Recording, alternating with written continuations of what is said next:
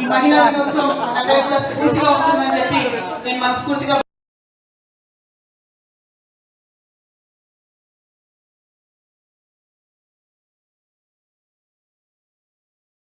గుర్తు చేసుకుంటున్నామని అర్థం. ఆనాడు సమాన వేతనం చేసినటువంటి పోరాటం కావచ్చు, నా భూమి నాకు కావాలని వీరవనితల పోరాటం కావచ్చు, సావిత్రిబాయి పూలే లాంటి వారు చేసినటువంటి పోరాటం కావచ్చు, రాజ్యాన్ని కాపాడుకోవడానికి రాణి రుద్రమ్మదేవి చేసినటువంటి పోరాటం కావచ్చు, ఇటువంటి మహిళలు ఇటువంటి ఆడబిడ్డలు మనందరికీ కూడా స్ఫూర్తిగా నిలవాలి.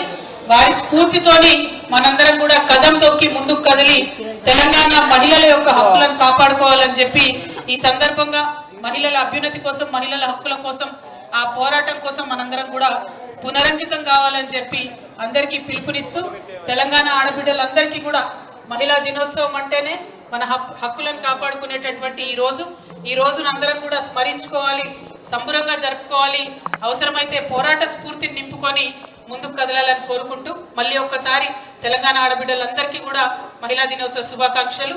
మరి మహిళల అభ్యున్నతి కోసం ఈ రాష్ట్రంలో ముందడుగేసినటువంటి మన నాయకుడు కేసీఆర్ గారిని అనునిత్యం వారు చేసినటువంటి పనులను నిలుపుకుంటూ నిలబెట్టుకుంటూ ఆ స్ఫూర్తితోని ముందుకు కదులుదామని పిలుపునిస్తూ అందరికీ కూడా మహిళా దినోత్సవ శుభాకాంక్షలు.